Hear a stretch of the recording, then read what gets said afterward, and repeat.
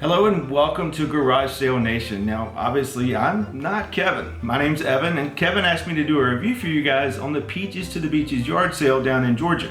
Just got back this past week, found some amazing stuff. If you'd like to see what I found, you can actually look at that on my channel. But for now, we're going to talk about the sale itself. We're going to talk about what it is, where you might want to stay, and then discuss some strategies for conquering this very long sale.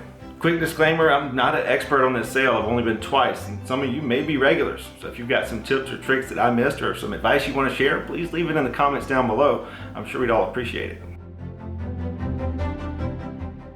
So what is the Peaches to the Beaches? It's basically a yard sale that takes place down in Georgia during the second weekend of March every year. And it's a long one, over 220 miles. It actually starts in Barnesville, Georgia, which is a pretty rural area full of peach fields and farms, and follows US Highway 341 all the way down to the coast near Brunswick, Georgia.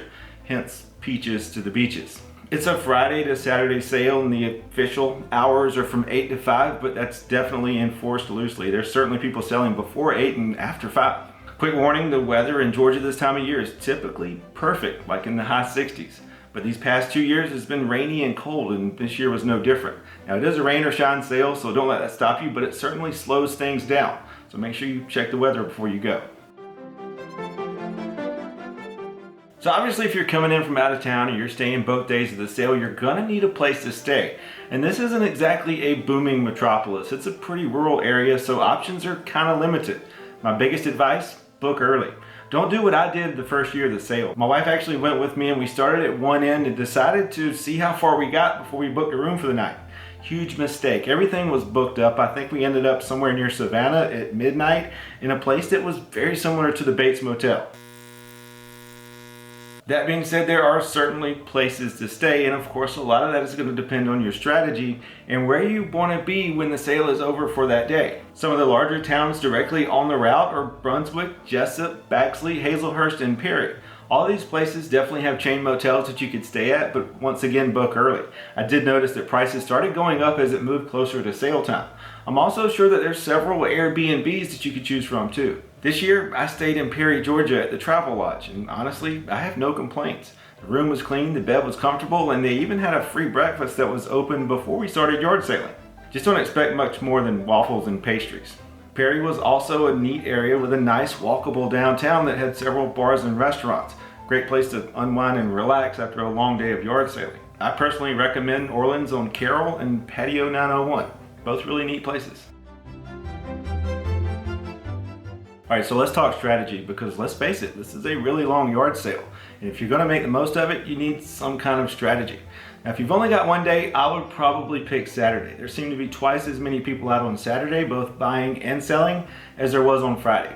Now, this was kind of a weird year because it rained most of the day on Friday, but people still set up. There just seem to be twice as many on Saturday. Also, if you've only got one day, I would actually recommend that you stay in one area. This is a pretty rural part of Georgia, and you can spend a lot of time driving between towns and go miles without seeing any garage sales. Now, that being said, I would pick the more popular areas like Baxley or Perry or probably Brunswick, because there's more residential stuff there, there's more independent yard sales, and there are several vendor sites at each one of these locations. And those vendor sites are actually available on the official Peaches to the Beaches website. Now, typically when you think of vendor sites, you think of people selling overpriced antiques, but there's really a good mix here. I think people live so far out that they bring their stuff from home to sell at these vendor sites. It's a pretty good mix. You can still find some good stuff. Now, if you're staying for 2 days, you can certainly cover some ground. My strategy for this year was to start in the middle, go north one day, and then south the next, since I live directly east from the middle of the sale.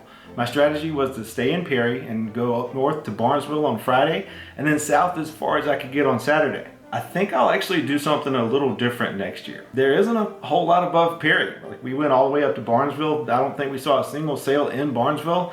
Actually ended up coming back to Perry and going south the same day. So we went both north and south in the same day. So I think ideally next year I'll probably stay a little further south, say around Hazelhurst, and then go north on Friday up to Perry, not go any further, and then on Saturday go south, possibly all the way to Brunswick. I just think that's a little better plan. Of course, if you live closer to one end of the sale, you may actually want to cover the whole sale in one direction, whether it's north or south. Maybe stay somewhere in the middle like Perry or Baxley or somewhere like that. Then when you get done, you could hop on Interstate 75 or Interstate 16 and head home. The shopping strategy at this sale is also a little different than other ones that I go to. I go to a few of these mega yard sales every year, like the Peachtree 23 and the Big Grab in South Carolina, and then the US 21 Road Market in Virginia. And at those sales, I have the luxury of skipping over the vendor villages and the official sites, which are typically full of high-priced antiques, not good for reselling. I can typically stick to the home and church sales, as these are in more residential areas. The Peaches to the Beaches, though, is a little different. If you skip the vendor sites here looking for church and home sales, you're gonna spend more time driving than actually shopping. It's just a very rural area with nothing in between the towns but farmland. Luckily though, I've actually found some really good stuff at these vendor sites, especially closer into town. It's a pretty good mix of professional and independent sellers.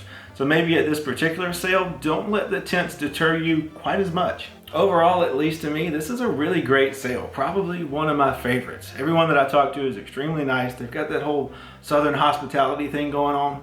Not only that, between sales, you get a chance to take a breath and enjoy the scenery. And also, one of my favorite parts, probably the food vendors. There's a lot of interesting food along the route. I think on Friday I had a fried sweet potato pastry, something I never had before, from an old lady beside the road. And then on Saturday I had one of the best cups of coffee that I've ever had, and it was out of an Airstream parked next to a church. So definitely enjoy the scenery and the food as you shop along the way. Of course, if you're a reseller, maybe you don't care about any of this. You just want to know if it's profitable. Can you really find stuff here that you can flip online for good money? And the answer is unequivocally yes. I actually filled up my car between Friday and Saturday, and my buddy who was riding along with me did the same. We absolutely killed it. Found a bunch of items that we could sell online for a huge profit. I mean, here's just one example. I'll play a little clip from my last video. You want to check this stuff out? Well, how much are you asking for it? You know? The sweet I go ask. He's feeding it, baby. Oh, okay.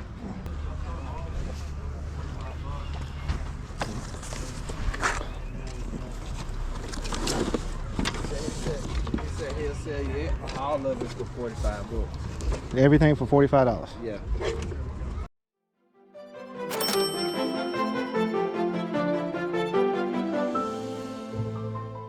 So obviously there's really good stuff that you can find at this sale. Not only that, the food is good, the people are nice, and the scenery is great too. So really, what more could you ask for? Once again, I do highly recommend this sale. If you get the chance, definitely go.